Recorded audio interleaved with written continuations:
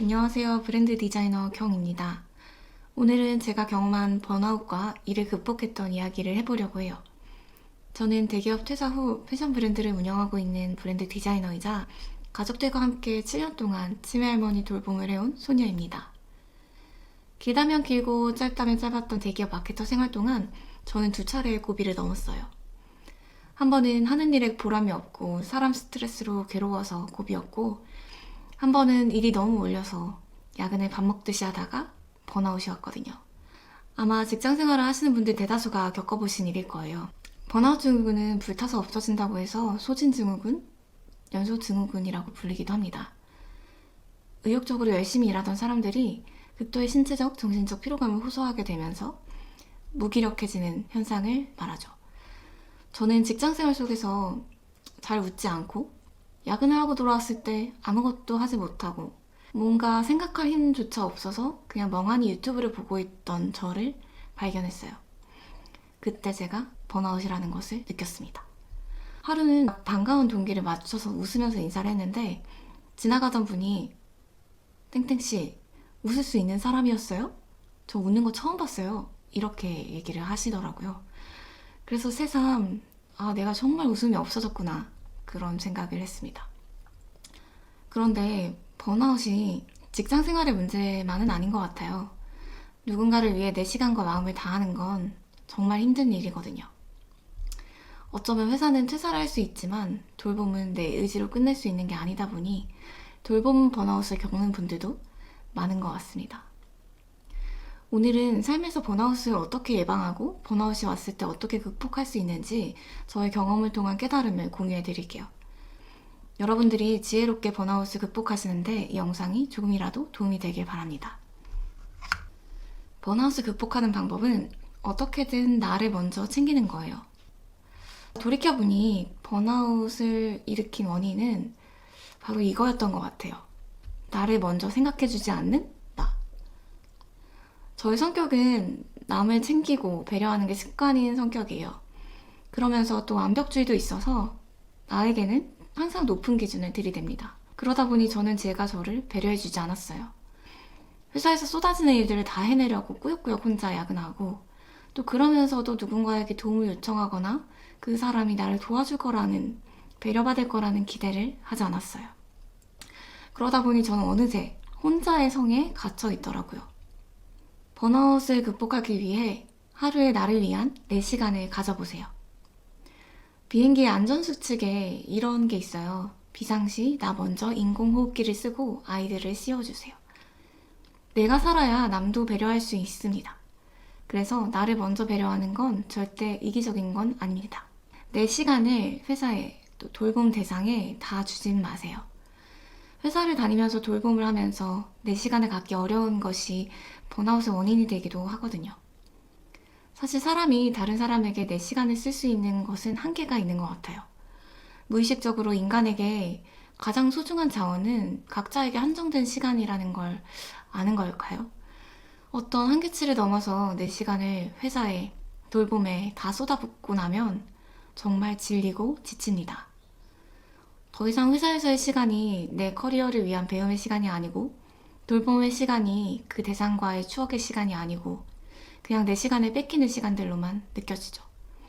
그런 상태에서 상황은 나아지지 않으니 또 무기력해지고 우울해지고, 그러면서도 한편으로는 내가 지쳐서 직원 또는 보호자로서 나의 책임을 다 못할까봐 자책도 하게 되고, 그런 상황이 번아웃을 더 심하게 만듭니다.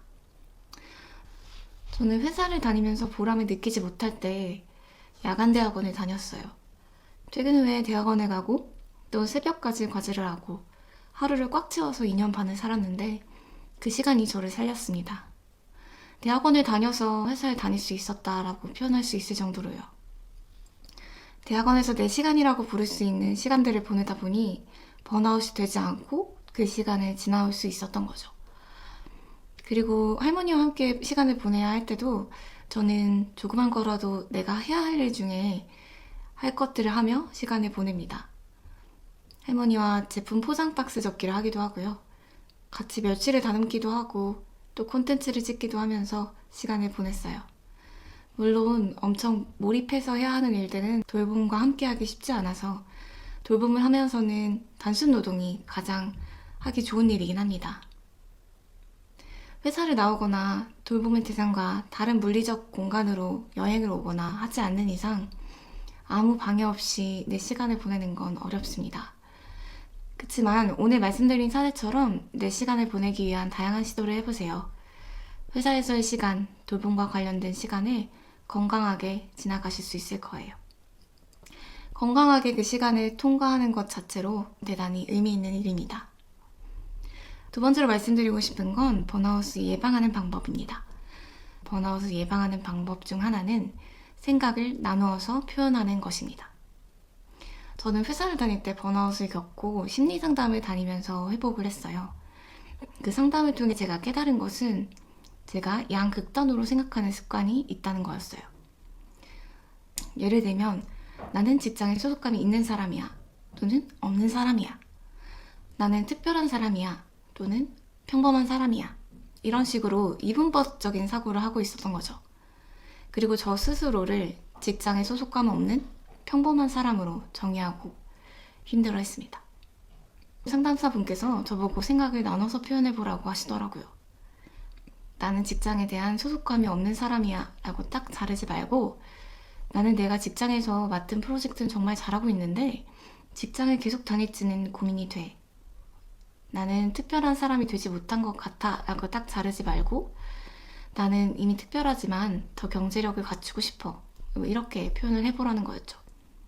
이 배움을 통해서 저는 똑같은 상황을 내가 어떻게 표현하는가가 나의 심리에 굉장히 영향을 미칠 수 있다는 것을 깨달았어요.